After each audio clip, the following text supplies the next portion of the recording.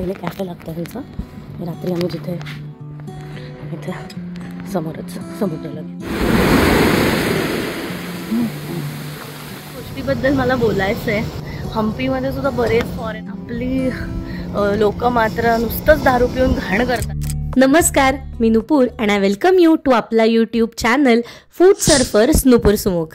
तर गेल्या भागात आपण हम्पीवरून निघून गोकर्ण इथे येऊन पोहोचलेलो आहोत आणि ह्या भागामध्ये सांगितल्यानुसार तुम्हाला मी दाखवणार आहे आम्ही गोकर्णमध्ये समुद्रावर कुठे राहिलो होतो. त्यासोबतच गोकर्णमधील 2 सुंदर समुद्र आपण या व्हिडिओत पाहणार आहोत. त्यामुळे अजिबात वेळ न घालवता लगेचच सुरू करूया आपला हा व्हिडिओ.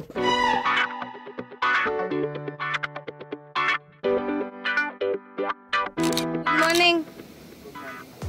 फ्रेश शीण आणि थकवा गेला का हम्पीचा?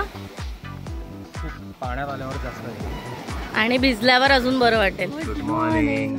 आम्ही समुद्रावरच राहतोय. इथे समुद्र आहे 1 मिनिट वॉकवर आणि इथे आम्ही राहतोय.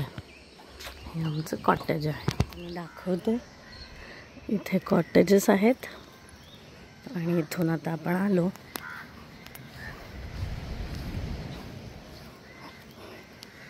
इथे समुद्र आणि इथून आता आपण आलो. कॅफे लागतं ह्यांचं.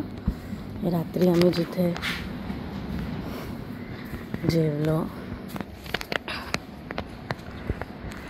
इथे समोरच समुद्र लगेच.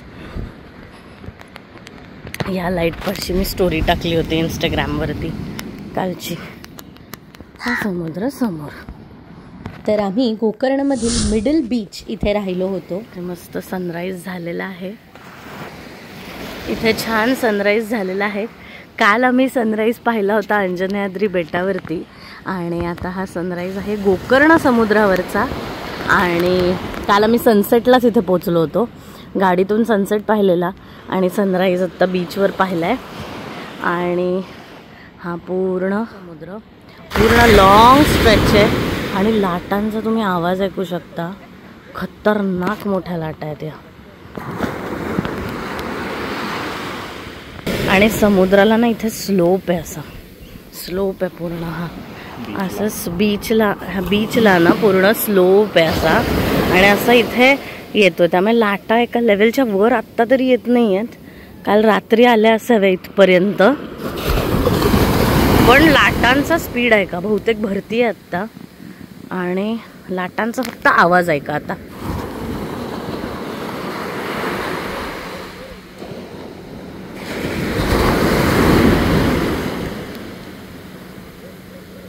एकदम उग्र आवाज आहे. वाईल्ड आवाज आहे लाटांचा. खूप सिरीन बीच आहे पण आणि खूपच क्लीन आहे. खूप क्लीन आहे बीच. तर गोकर्ण समुद्रापासून अवघ्या 10 मिनिटांच्या अंतरावर आहे तो म्हणजे हा मिडल बीच. इथे गोकर्णमध्ये काही ठिकाणी समुद्रामध्ये आपल्याला बायोल्युमिनेसन्स पाहायला मिळतो. अर्थातच मराठीत सांगायचे झाले तर जीवदीप्ती पाहायला मिळतात.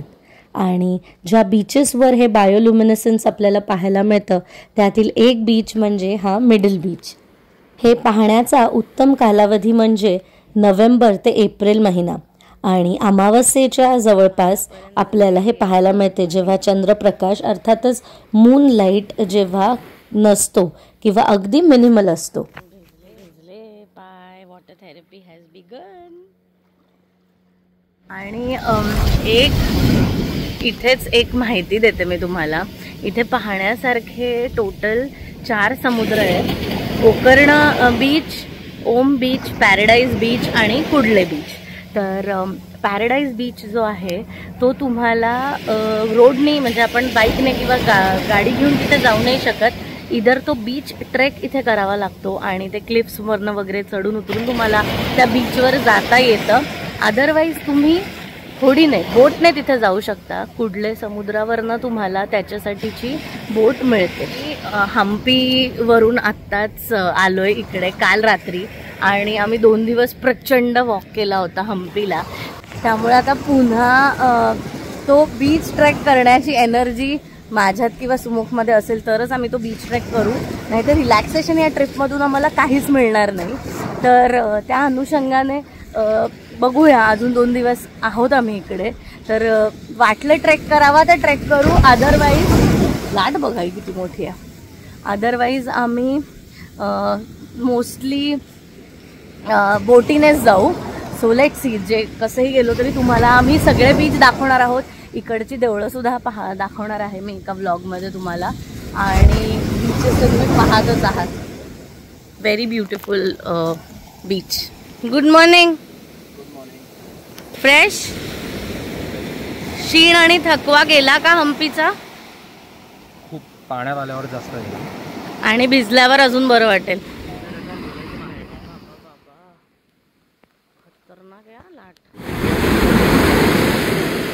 मी एका व्हिडिओमध्ये म्हटलं होतं की अलिबाग की नागाव चिहिम बीचच्या व्हिडिओत आय थिंक मी म्हटलं होतं की प्रत्येक समुद्र असं वाटतं त्याचा एक स्वभाव आहे, किंवा तो काहीतरी आपल्याला सांगतो, किंवा त्याचा एक स्वभाव आहे, बेसिकली एक नेचर, की तिथे ना एखाद्या बीचवर खूप काम वाटतं, तर हा किंवा एखाद्या बीचवर असं थोडी भीती वाटते, म्हणजे तो असा वाईल्ड वाटतो.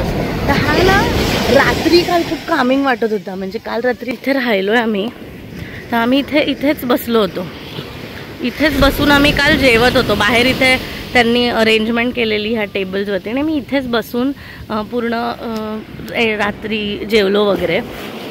त्यावेळेला त्या लाटा अतिशय त्यावेळी सुदिंग वाटत होत्या. आणि now if you ask me, in the morning बहुतेक भरतीची वेळ आहे आत्ता, आणि इतकं भयानक वाटतं इकडे. म्हणजे पण तो ॲग्रेसिव्ह आहे थोडाफार वाटतोय समुद्र.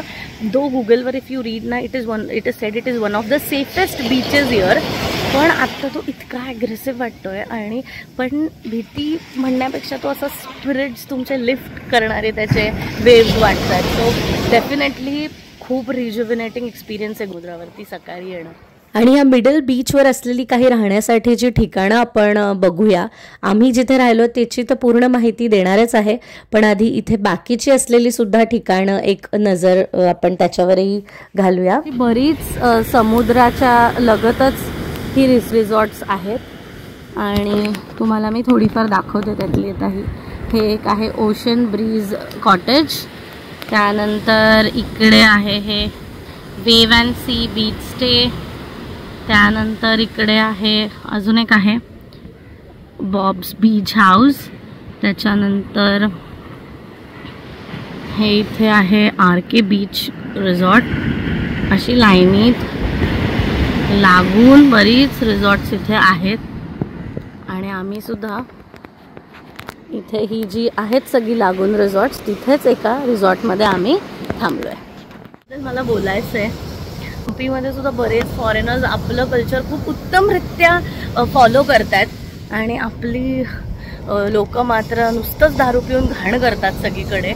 ते बघून ना खूप वाईट वाटतं की ते आपल्या देशात येऊन ते आपल्या इकडच्या लोकांशी नीट बोलतात, नीट वागतात, वेटर्सशी नीट वागतात. मी म्हणत नाही की सगळेच मेडिटेशन आणि योग करतात, पण मॅक्झिमम लोक त्यांच्यातली आपलं कल्चर छान फॉलो करतात. त्याचे अनेक क्लिप्स माझ्या व्लॉग्समध्ये मी हम्पीच्या टाकलेत. म्हणजे मग विठ्ठल टेम्पलच्या बाहेर असलेली एक बाई जिने हिरवा चुडा भरला होता हातामध्ये, आणि आपल्याकडच्या मुलींना लग्न झाल्यावर रिसेप्शनमध्ये सुद्धा हिरवा चुडा नको असतो.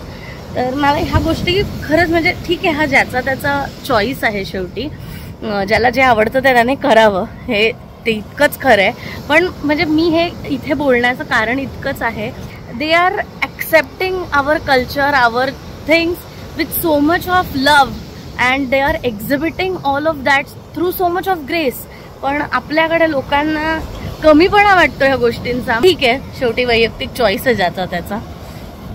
तर मला एवढंच वाटतं की आपलं कल्चर आपणच एम्ब्रेस केलं पाहिजे आणि प्रेमाने ते एक्झिबिट केलं पाहिजे. आणि हा मॉर्निंग बीच वॉक तर एकदम मस्ट आहे, कारण पुण्यात अनफॉर्च्युनेटली समुद्र नाही आहे. त्यामुळे जेव्हा जेव्हा ही संधी आम्हा दोघांना मिळते आम्ही ती अजिबात सोडत नाही. कितीही दमलो थकलो असू तरीसुद्धा सकाळी समुद्रावर आल्याशिवाय राहावत नाही. कारण असं म्हणतात की आपले जे 5 सेन्सरी ऑर्गन्स आहेत आपली जी पंचेंद्रिय आहेत त्यातील कान, नाक, घसा आणि डोळे यावर समुद्र उत्तमरित्या काम करतो आणि त्यामुळेच आपल्याला रिज्युव्हिनेटेड अर्थात टवटवीत झाल्यासारखे वाटते. जिथे आम्ही राहतोय हे basically sunset cafe and stay आहे, त्यामुळे इथे तुम्ही राहूसुद्धा शकता आणि इथे तुम्ही नाश्ता म्हणजे लंच, डिनर, ब्रेकफास्टला पण येऊ शकता. खूप कूल प्लेस आहे, एकदम मस्त साऊथ गोवा वाईब्स आहेत इथे. And the beaches are very pristine आणि water is also very clear. Bike रेंटलला हेल्प करतात. इथे त्यांनी छान बॅगेज काउंटर बनवलं आहे, तर इन केस तुम्ही राहणार नसाल कुठे, फक्त बीचवर फिरत असाल तर इथे येऊन बॅग्स वगैरे, सँडी बॅग्स तुमच्या इथे ठेवू शकता, सॉइल्ड बॅग्स किंवा क्लोथ्स, आणि मग तुम्ही you can have a good meal over here. त्याच्यानंतर इकडे बुक्सचा पण एक शेल्फ केला आहे, so you can just come, take a coffee, grab a book and spend some chilled time here. Board games वगैरे पण काय काय दिसत आहेत.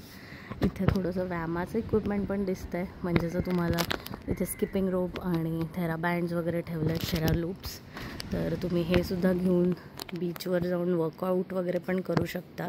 So it's a very cool place. Washrooms पण आहेत आणि रूम पण खूप छान आहे. मी रूम टूअरमध्ये दाखवतेच तुम्हाला. आणि फोटोज वगैरे काढण्यासाठी पण खूप छान काय काय बाहेर त्यांनी केलेलं आहे. आणि वॉश बेसिन दाखवते, खूप छान आहे, दगडी मस्त. तर हे छान दगडी असं ह्यांचं वॉश बेसिन आहे, मला हे खूप आवडलं. आणि इथून मी मगाशी दाखवलं त्याप्रमाणे इथे आतमध्ये स्टे आहे. इथे किचन आहे त्यांचं, म्हणून हे सिलेंडर्स दिसत आहेत. आणि इथे लगेचच बीच आहे. AC नॉन AC दोन्ही रूम्स अवेलेबल आहेत. आणि बीचपासून अगदी 100 पावलांवर ह्या रूम्स आहेत. आणि ह्या 100 पावलांच्या वाटेत सुद्धा त्यांनी छान झाडं लावली आहेत. इथे एक छान मिरचीचं झाड आहे, झाड पण छान एक. हे आहे आमचं कॉटेज आणि हे आहे आम्ही घेतलेलं AC कॉटेज. आणि हा आहे त्याच्या आसपासचा परिसर, हिरवळ आणि समुद्र, हे जे काही कॉम्बिनेशन आहे हे अगदी सुखावणारं आहे असं मला वाटतं. आणि आता रूम टूर घेऊया. आणि ही जी रूम टूरची क्लिप आहे ही आम्ही ज्या दिवशी इथे पोचलो त्या दिवशीची संध्याकाळचीच आहे. इथून आपण येतो पायऱ्यांनी आणि इथे आम्ही राहतोय. ही जागा आहे, हे एकदम बोहोशिक असं ॲम्बियन्स आहे, छान जसं दाखवलं होतं फोटोंमध्ये अगदी तसं आहे.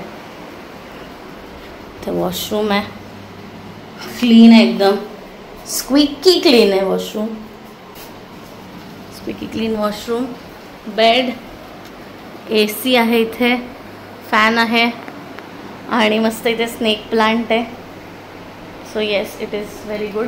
फोन, रेफ्रिजरेटर वगैरे हे प्रकार काही इथे नाही आहेत, but the room is clean and nice. AC रूमचं जे टॅरिफ आहे ते अराउंड 3500 आहे आणि नॉन ACचा अराउंड 2000 to 2500 आहे. ते राहायला नक्कीच येऊ शकता, कारण बीच ॲक्सेसिबिलिटी खूप छान आहे. आणि ही आहे इकडची 3ऱ्या दिवशीची क्लिप. सनराईज बघण्यासाठी म्हणून आम्ही आलो. सकाळी 6:20 झालेत, पण आय थिंक सनराईज इथून दिसणार नाही आहे. अर्थातच ह्या कॅफेचं नाव सनसेट कॅफे, त्यामुळे इथे सनराईजच्या अपेक्षेने सकाळी उठून अगदी वॉक करत बाहेर येणं म्हणजे एक बावळटपणा ठरला.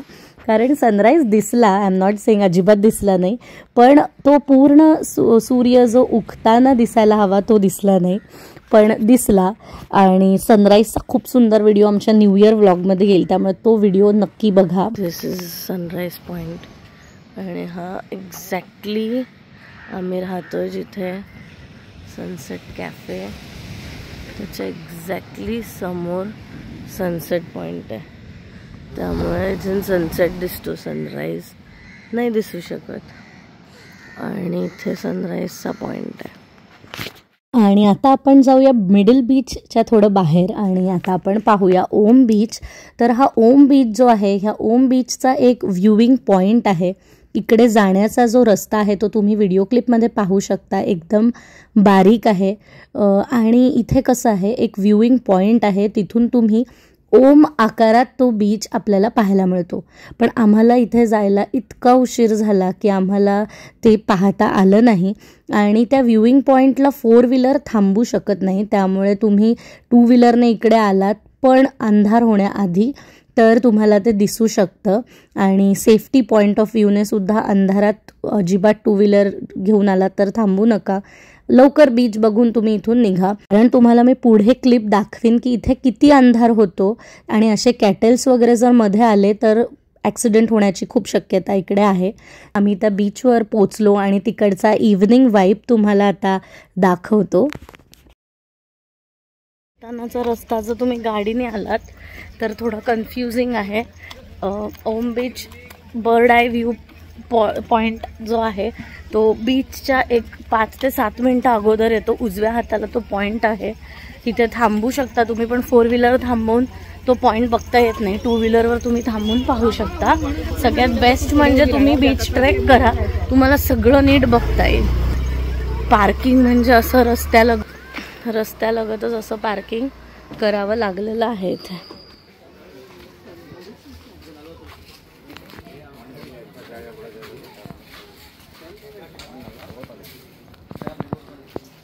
आणि ओम बीचवर पोचायला आम्हाला खरं तर खूपच उशीर झाला कारण आम्ही आधी काही ठिकाणं एक्सप्लोर करण्यासाठी गेलेलो, जसा व्लॉग अर्थातच पुढे येईल. पण इथे आम्ही पोचेपर्यंत ऑलरेडी सूर्यास्त झालेला होता आणि त्यामुळे विजिबिलिटी अत्यंत कमी झालेली होती. त्यामुळे तुम्ही जर इकडे आलात तर शक्यतो दिवसा या आणि I would really suggest the 7 kilometre trek, जो एक बीच ट्रेक आहे इथे 7 किलोमीटरचा, तो तुम्ही निश्चित करा. तुम्हाला सगळे बीच छान तुमचा वेळ देत पाहता येतील. आणि आम्हाला तो खरं तर करायचा होता पण आधीच हम्पी ट्रिप करून आलेलो असल्यामुळे आम्ही प्रचंड दमलेलो होतो म्हणून आम्ही तो स्किप केला.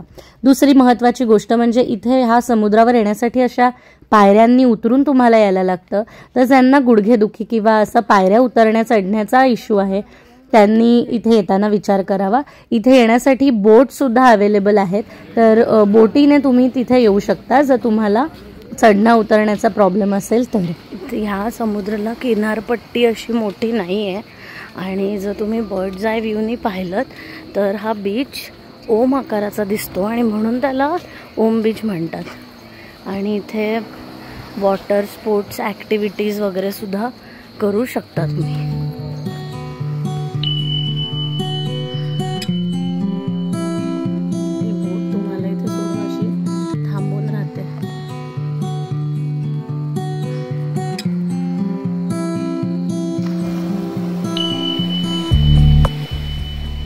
आणि आता इथे सनसेट झालेला आहे, पण असं म्हणतात की मिडल बीच आणि कुडले बीचवरचा सनसेट सगळ्यात सुंदर असतो आणि त्याचा अनुभव आम्ही खरोखरच घेतला. खूप सुंदर मिडल बीचवरून सनसेट आम्हाला पण पाहायला मिळाला.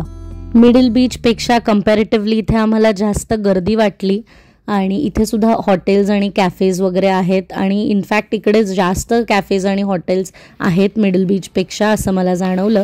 त्यामुळे इथे सुद्धा तुम्ही डिनर किंवा स्नॅक्स वगैरे करू शकता. आम्ही जिथे राहिलो होतो तिकडचा वाईब खूप आवडला होता, त्यामुळे आम्ही रात्री तिथेच जेवायचं ठरवलं होतं. त्यामुळे आम्ही लगेचच परतीच्या मार्गाला लागलो आणि आता इथे तुम्ही बघू शकता ह्या 2 व्हीलरचे जे हेडलाईट्स आहेत त्यांनी हा इल्युमिनेट सुद्धा होत नाही आहे रस्ता व्यवस्थित, इतका काळोख इथे आहे. हा जो लाईट आहे हा आमच्या गाडीचा लाईट आहे आणि इथे बरेच तरुण मुलं मुली आणि फॅमिलीजसुद्धा 3-3, 4-4 लोक एका 2 व्हीलरवर बसून जात होते आणि हे आम्हाला बघून खूप रिस्की वाटलं इकडे.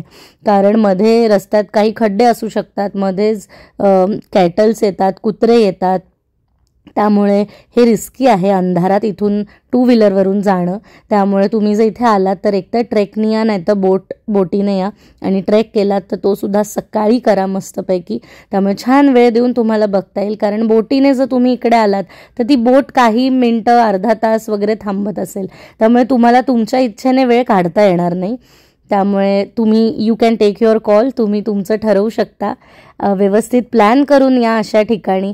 अंधारात उगाच स्वतःचा जीव धोक्यात टाकून कुठलीही मजा करू नका. Just be safe when you are travelling. रस्ता एवढा क्लिअर दिसतोय पण 2 व्हीलरच्या प्रकाशात हा रस्ता अजिबात नीट दिसणार नाही अंधारात.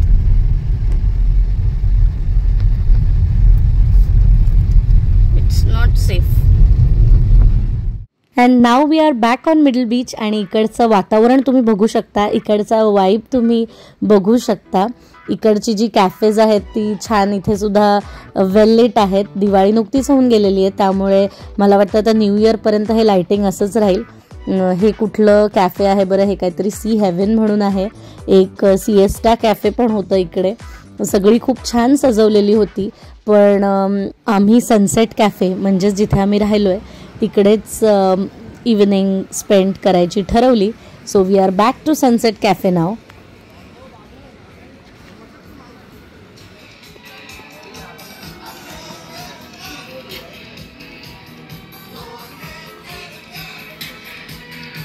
आले नसते.